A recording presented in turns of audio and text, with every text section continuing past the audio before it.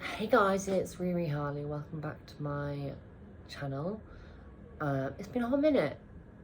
It's been a really hot minute. I just want to quickly apologise for my lack of makeup or anything and glam.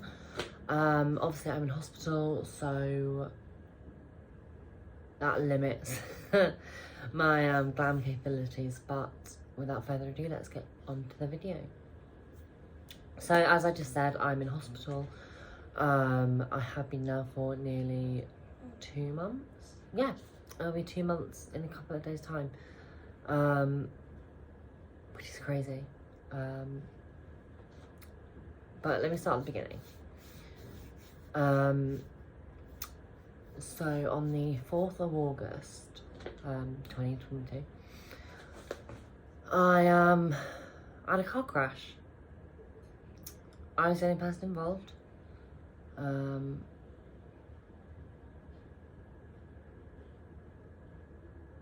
I was driving on my own at about 9:45 at night, roughly. I mean, that's what I pieced together.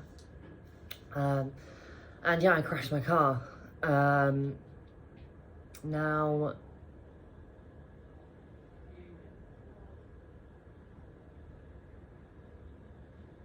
I sustained multiple injuries. So sorry, my alarms will go off, take my hormones.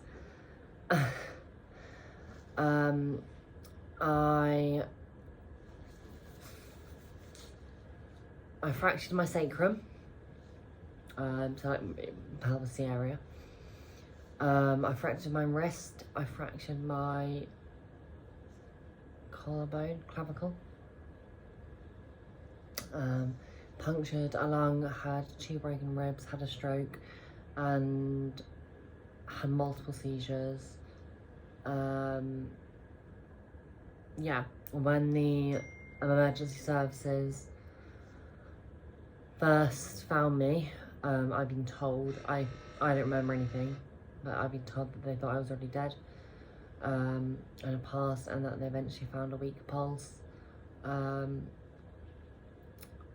And I was immediately transported by air ambulance to London, to a specialist trauma clinic there. And in the flight, I crashed multiple times. And I very nearly didn't make it through the flight. And then when I got to the specialist hospital in London, I was put into a medically induced coma for 5 days. Now,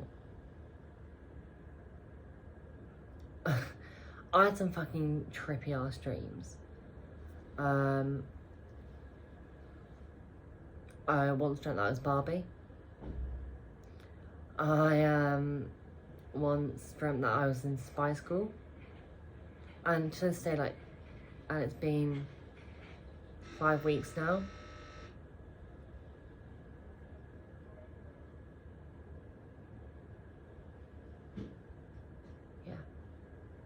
It's been 5 weeks since I was in the specialist hospital in London. Oh, well, I'll say it, since I was in King's in London, and I still struggle with what's real and what's not real.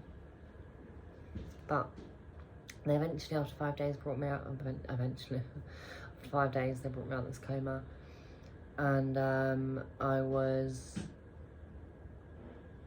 still in a lot of pain. My body was still broken heavily. I hadn't had any surgeries or anything to fix me. I'll explain why in a second. But when I was coming out of the coma, I had a couple of seizures. And so they had to bring me out incredibly slowly. Over, I think it was 24 or maybe 48 hours, I'm not 100% sure, to bring me with it, to get me out of the coma. Then I went under the knife after about a week of being in hospital because they had to get a specialist surgeon to come in for me, and they had to fly him in or whatever to fix me because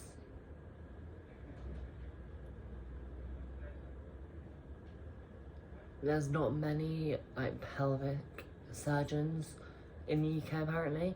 It's quite a niche market or a niche area. So yeah, they had to get this. I know the surgeon's name, I'm not going to say him, but yeah, he came in to fix me up. And then it was about rehab.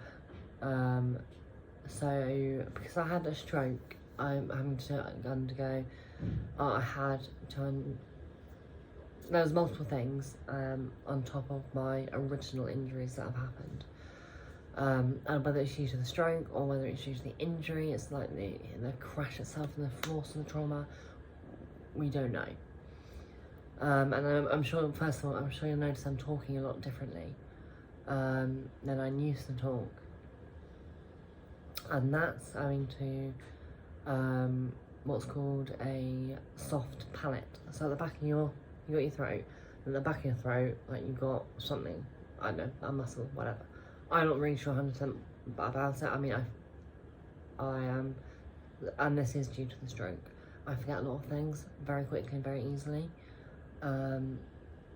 So I might be explaining this not very well, but we'll go there. Basically, when you talk, this bit of muscle flaps up to protect your throat and like nasal passages from too much air, or like if you're drinking from liquids or whatever, or you're eating from food.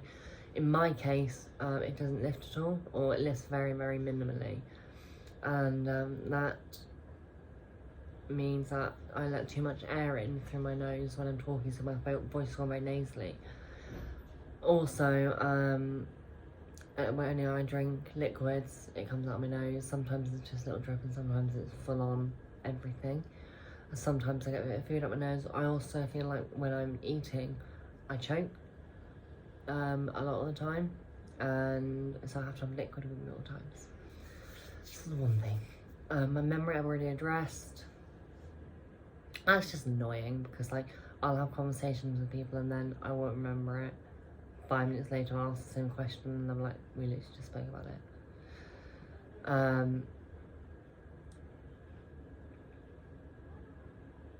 Yeah, so anyway, it was all about the like neurological side of things is like the stroke and all that. But like, you know, I've got farctions apparently. Apparently, I don't really know. I've been concentrating on getting better rather than nitty gritty details my parents do and all of that. And yeah, I'm so grateful to them for that. But like it's confirmed it. I think I basically got confirmed like areas of my brain that have been confirmed in scans as dead. So I've literally got like dead brain cells, but like big, like larger than cells, like invisible areas.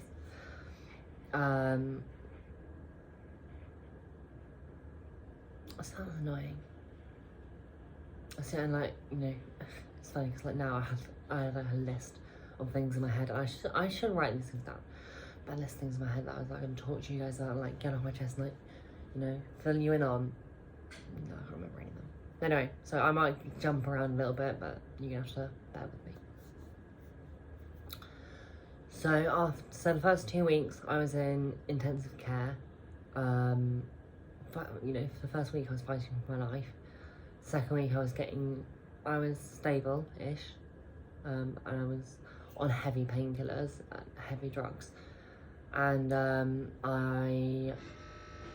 it was all a bit of a nightmare. But eventually after the 2 weeks I got transferred to a different ward, and so this is week 3, and I was on morphine and ketamine and various other things, gabapentin, all that malarkey, for pain relief. Now they transferred me like at the end of week 3, beginning of week 4, something like to my local hospital because I was stable enough to be transported. Now when they transported me, so I've literally only just been able to sit upright for an extended period of time within the last couple of days, and that's 8 weeks in. Hang on, is it 8 weeks or 7 weeks?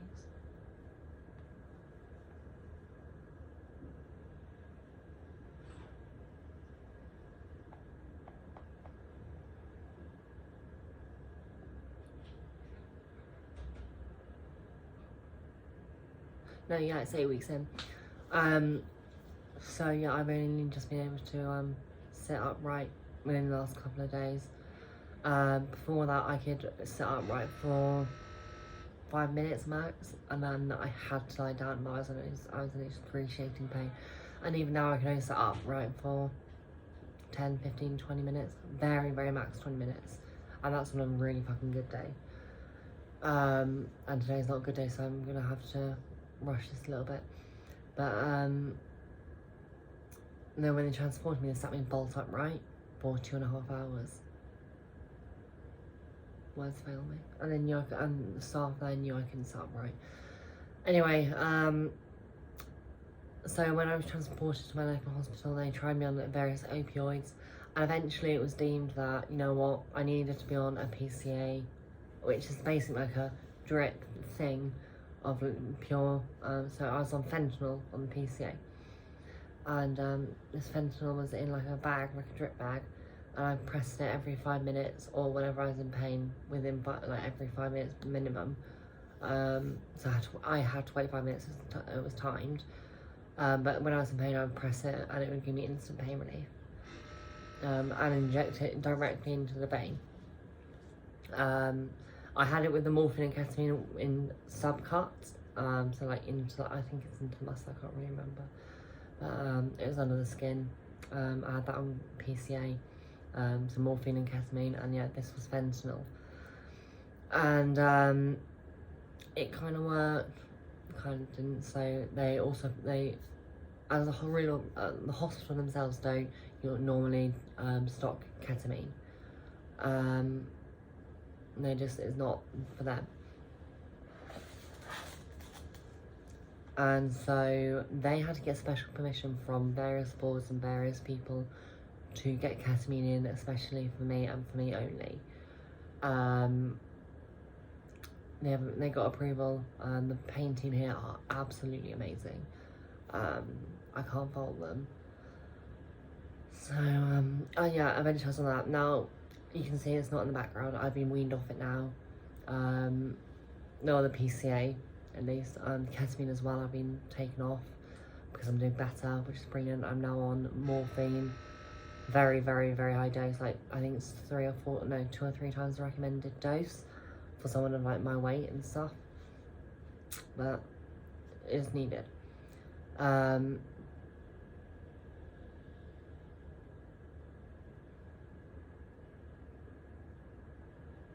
Yeah,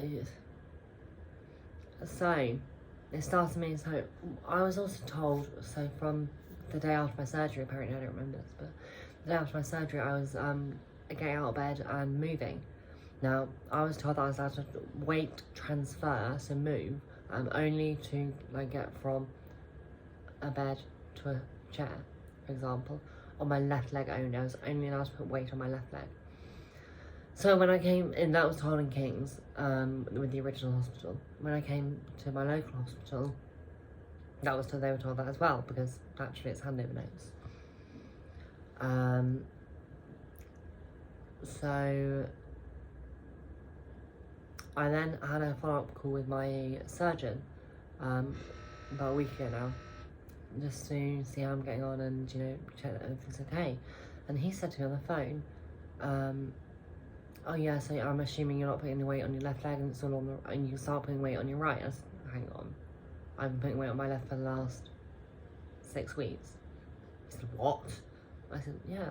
Like, anyway, so he's basically, it turns out that the hospital made a mess up and I shouldn't have been putting weight on my left leg, it should only have been on my right leg. Sorry, I shouldn't have put any weight at all on anything. For the first 6 weeks, it should be in wheelchair only. If I needed to move, I should have been put in a wheelchair. I was not allowed to put anywhere in any leg. Not good. Not good, so they misinformed me. And there's medical malpractice at that point. So, now I can put weight on my right leg and none, or next to none, 5%, so pretty much none on my left leg. And that's fine, so I'm working on that now, and I've just, so very well, I just fractured my wrist, so I've first on Zimmer frame type device, and then I've been moved onto crutches. Now the crutches are good, but they're going to take me a bit of time to work up to them.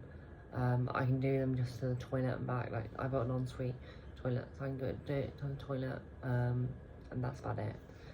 But because my wrist is still recovering, it's just taking me a bit of time. Yeah, a lot of time actually. And it'll take a lot of time. Also, like with my shoulder, is still healing from where the injury was here. That's still healing, so it's all just going to take a bit of time, but we will see. That's funny because, you know, all this stuff's gone on, and I mean, I don't even sound selfish, I really don't. A lot of my friends have just gone. People I thought would have my back indefinitely. They say they're there for me and then they turn around and say, no, I'm not. Or they ignore me. Or they give off the impression that they just don't care. It's a shame. It really is a shame. But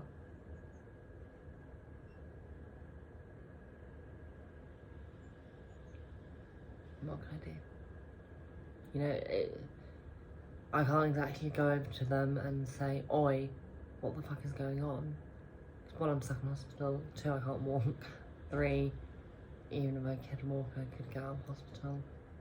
I've had my driving license taken off me because of my medical injuries. Yeah, I mean, I could get a driver for the day or whatever, but that's not the point. The point is, they said they'd be there for me, and no matter what, and always and forever. And they weren't. And you know, I acted the way I acted out of self-defense. Because if someone's going to hurt me and upset me, I have to keep them at a distance for my sake. You know, some of my friends, it just came across like they just don't give a fuck. Other friends, it came across as if I'm a burden and I'm an annoyance.